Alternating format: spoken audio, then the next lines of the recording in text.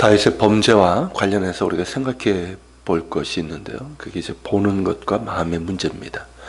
잠언 6장 27절 28절에 보면 이런 말씀이 있습니다.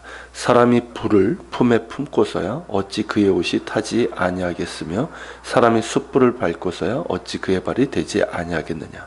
무슨 뜻입니까?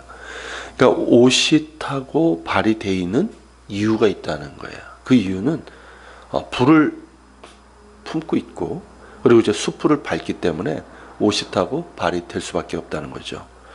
그러니까 이 말씀은 뭐냐면 그 잠언 6장의 그 전후 맥락 속에서 보면 뭐냐면 이 죄의 문제를 얘기하는데 특별히 성적인 그런 이제 음란을 얘기하고 있는 겁니다.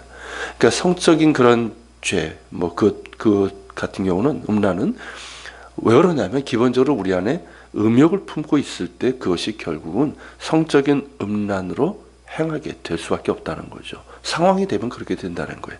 물론 이제 성적인 죄뿐이겠습니까? 예수님께서 말씀하신 것처럼 우리 안에 있는 것이 결국은 우리를 더럽히게 되는 거잖아요. 그죠?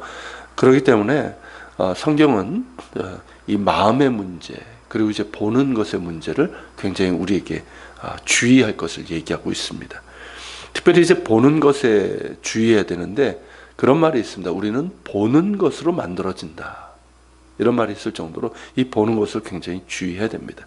실제로 요즘 문제가 어떻습니까? 너무 보는 게 많지 않습니까? 보기 때문에 욕심이 생기고 보기 때문에 미움이 생기고 안 볼 수는 없겠지만 특별히 이제 요즘 문제가 이제 성적인 것과 관련해서는 관음증이라고 하는 겁니다.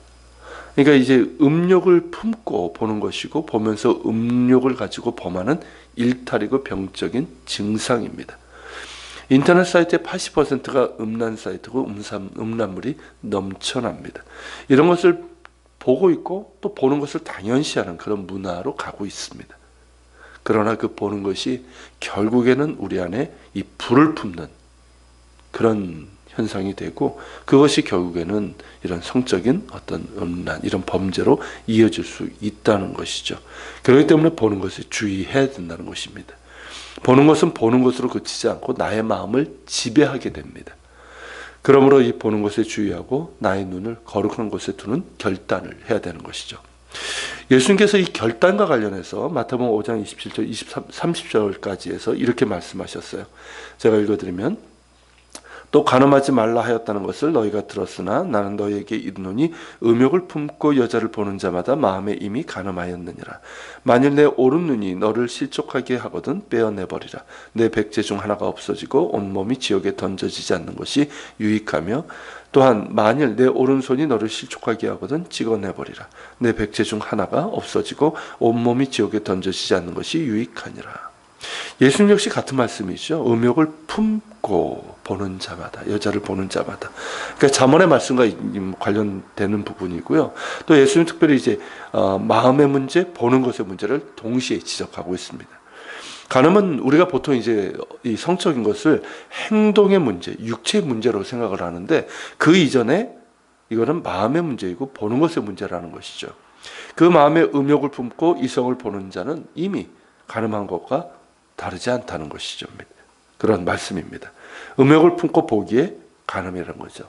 그 속에 더러운 것이 있으면 결국 언젠가는 밖으로 나오게 됩니다. 음욕을 품고 이성을 보는 자는 그 속에서 더러운 상상을 하게 되고 유혹이 있거나 그런 상황이 되었을 때 실제로 성적인 간음을 저지를 가능성이 큽니다. 그러기에 예수님께서는 간음에 있어서 마음의 문제를 지적하시는 겁니다. 또한 보는 것의 문제를 지적하시는데 그 이유는 우리의 마음의 욕심은 보는 것에서부터 비롯되기 때문입니다. 아무렇지도 않다가 본 것으로 인해서 욕심이 생기는 경우가 얼마나 많습니까? 특히 이제 성적인 유혹은 시각적으로 강하게 다가옵니다. 음란한 것들을 봄으로 인해서 그 마음에 음욕이 생기는 것이죠. 앞서 말한 것처럼 우리 사회 문제가 되는 관음증이 바로 그런 것입니다. 그러기에 마음의 문제와 더불어 보는 것의 문제를 함께 말씀하시는 겁니다. 그리고 그 문제에 대한 해결책으로 매우 단호하게 대응할 것을 말씀하셨어요. 그러니까 눈이 실족하게 하거든 빼버리고 손이 실족하게 되면 그 손을 찍어내버리라. 이렇게 말씀하신 이유는 실제로 그렇게 하라는 의미보다는 그 정도로 단호하게 결단하지 않으면 안 될 만큼 성적인 죄의 유혹이 강하다는 것입니다. 이 말씀을 기억하고 주의하고 단호해야 됩니다. 어물쩍하다가 넘어지고 맙니다. 나아가 거룩한 것이 나의 마음을 채우게 해야 됩니다. 이것이 보다 적극적인 방법일 겁니다. 우리가 이제 보는 것에 주의하고 또 이제 어떤 그런 것에 이제 단호하게 좀 결단할 필요도 있지만 보다 적극적으로는 우리의 내면을 거룩한 것으로 채워야 됩니다. 그러니까 말씀과 기도로 거룩해진다라고 성경이 말씀하고 있잖아요. 그 말씀처럼 나의 눈을 거룩한 하나님의 말씀에 두어야 됩니다. 그래서 그 말씀을 시편에서 말씀한 것처럼 보이는 사람은 주의 말씀을 종일 묵상하는 사람 아닙니까? 그 말씀을 품고 종일 묵상하고 또 기도하고 그러면서 그 말씀대로 살아가려는 그런 이제 순종, 이런 이제 적극적인 방법이 우리에게 필요하다는 것이죠. 디모데후서 2장 20절부터 22절은 이렇게 말씀하고 있습니다. 제가 읽어드리면, 큰 집에는 금그릇과 은그릇뿐만 아니라 나무그릇과 질그릇도 있어 귀하게 쓰는 것도 있고 천하게 쓰는 것도 있나니, 그러므로 누구든지 이런 것에서 자기를 깨끗하게 하면 귀히 쓰는 그릇이 되어 거룩하고 주인의 쓰심에 합당하며 모든 선한 일에 준비함이 되리라.